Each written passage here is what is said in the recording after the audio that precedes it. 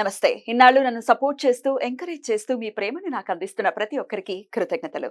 అలాగే ఈ వీడియో కూడా ఖచ్చితంగా మీకు ఉపయోగపడుతుంది. లైక్, షేర్ అండ్ సబ్స్క్రైబ్ చేసి మీ సపోర్ట్‌ని నాకు అందించండి. అలాగే ఈ వీడియో పట్ల మీకున్న అభిప్రాయాన్ని కామెంట్ సెక్షన్‌లో కామెంట్ చేసి తెలియజేయండి.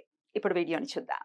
జ్యోతిష్య శాస్త్రం ఒక అద్భుతం. వేదాంగమైన జ్యోతిష్య శాస్త్రం అనేటువంటిది మానవ జీవన గమనానికి ఒక వరం. జ్యోతిష్య శాస్త్రం నీ జీవితంలో వెలుగునింపే ఒక భాష. ఆ భాష నీకు అర్థమైతే ప్రకృతి నీతో మాట్లాడుతుంది. అస్ట్రాలజీ నేర్చుకోవాలి అనుకునే వారికి అద్భుత అవకాశం. మురళీధర శర్మ గారి అస్ట్రాలజీ క్లాసెస్ అతి త్వరలో మొదలు కాబోతున్నాయి. 100% జాబ్ గ్యారంటీ. వివరాల కొరకు సంప్రదించండి.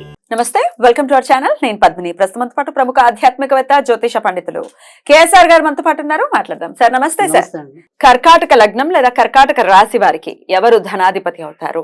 ఆ ధనాధిపతి ఎక్కడుంటే కరెక్ట్ గా డబ్బులు మనకి ఖచ్చితంగా రావటం అనేది జరుగుతుంది? అంటే ధనానికి ఎటువంటి లోటు లేకుండా ఇబ్బందులు పడకుండా ఉంటాము.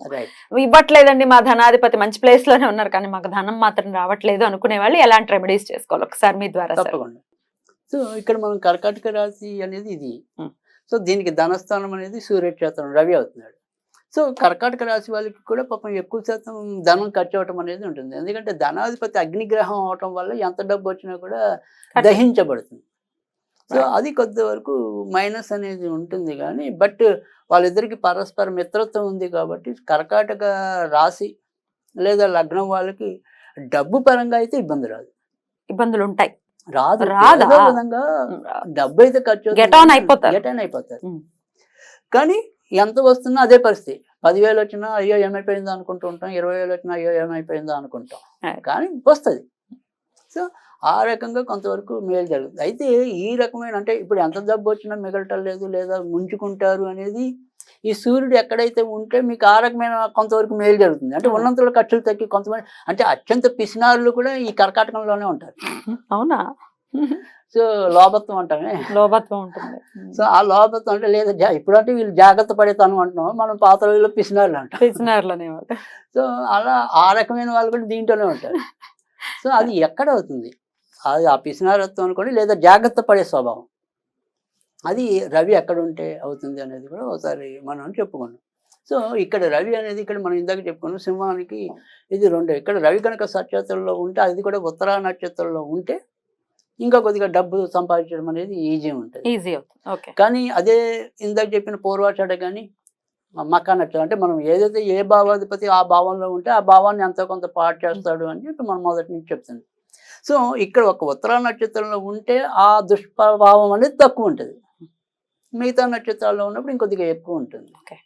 ఇంకా తర్వాత వచ్చేప్పటికి ఇక్కడ మూడో ఇల్లు. సో ఈ మూడో ఇల్లు అనేది కన్యారాశి ఉంది. సో కన్యారాశికి రవి బుధుడు అత్యంత మిత్రులు కాబట్టి ఇక్కడ ధనం బాగా వృద్ధి చెంది. అంటే ఇందాక మనం చెప్పాము, ఏదైనా సరే కొద్దిగా పిసినారత్వం అనేది ఏదైనా ఉంటే లేదా జాగ్రత్త పడే తత్వం ఏదైనా ఉంటే అది కన్యారాశిలో ఉన్నప్పుడు అవుతుంది.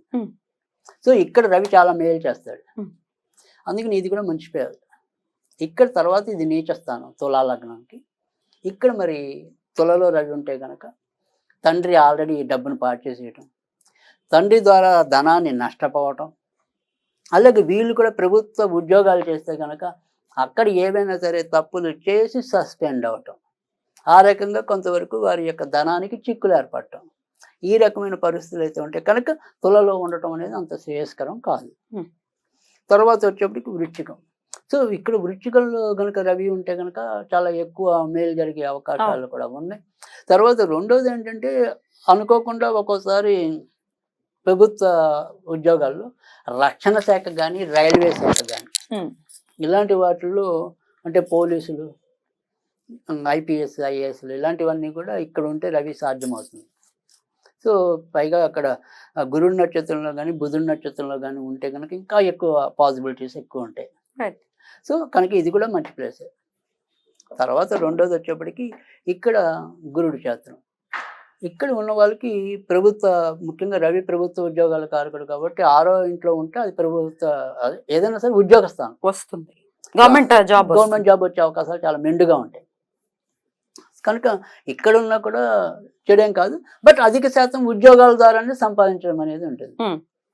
ఇంకా మకరం.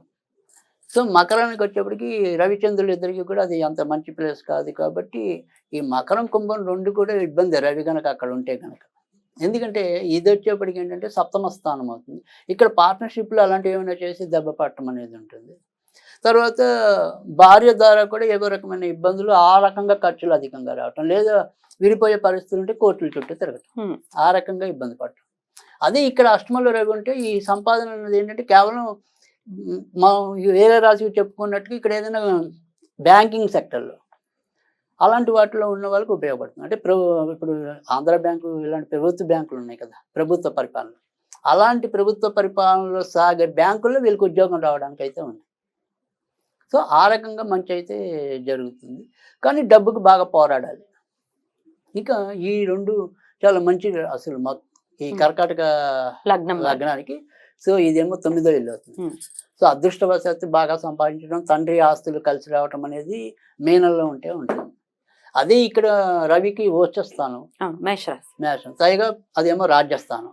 ఖచ్చితంగా ఉద్యోగాలు చాలా పెద్ద పెద్ద పొజిషన్లకు వెళ్ళిపోవడానికి అయితే ఉంటుంది. మంచిగా ఏప్రిల్లో పుట్టిన వాళ్ళకి రవి అక్కడే ఉంటాడు.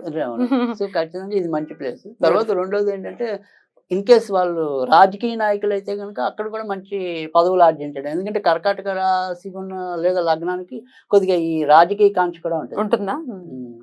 సో అందుకని అలాంటి వాళ్ళకి ఇక్కడ రవి ఉంటే కనుక ప్రత్యక్ష పదవుల్లో కూడా సుఖాలు అనుభవించడానికి ఉంటుంది.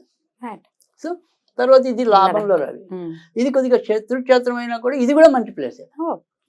ఎందుకంటే ఈ తులతో పోలిస్తే వృషభం అనేది మంచి ప్లేస్, లాభం. కాబట్టి ఏమన్నా ఆడవాళ్ళ వల్ల మధ్య మధ్యలో సమస్యలు ఎదురైనా కానీ, అంటే సపోజ్ ఉద్యోగం చేశారనుకోండి, అక్కడ ఏదైనా కొలీగులు ఆడవాళ్ళు ఉన్నారనుకోండి, వాళ్ళ వల్ల టెంపరీగా కొన్ని ఇబ్బందులు ఉంటాయి. కానీ బేసిక్గా అయితే పర్వాలా, డబ్బుకి ఏం పూర్తి వ్యతిరేకం అయితే కాదు. కానీ ఇక్కడ ఇది మనం చూస్తాం, ఇది మిథునము బుధుడే, ఇక్కడ కన్యా బుధుడే. కానీ ఇక్కడ ఉన్నప్పుడు బ్రహ్మాండంగా సంపాదిస్తాడు, ఇక్కడ ఉన్నప్పుడు లాస్ అవుతాడు. ఎందుకంటే ఇక్కడ ఇది వ్యయక్షేత్రం అవుతుంది కాబట్టి. సో అందుకని ఇక్కడ మళ్ళీ ఇబ్బంది అనేది ఎక్కువ ఉంటుంది. కేవలం ఇక్కడ పునర్వసు నక్షత్రంలో ఉన్నప్పుడు మాత్రమే లాభం పొందడానికి ఉంటుంది. ఆరుద్రలో ఉన్న తర్వాత మృగశిరలో ఉన్న ఇబ్బంది ఉంటుంది. అలా కాకుండా ప్రత్యక్షంగా గురువు నక్షత్రంలో కనుక పునర్వసు నక్షత్రంలో ఉంటే కనుక తప్పకుండా మేలు జరగడం అనేది అయితే ఉంటుంది.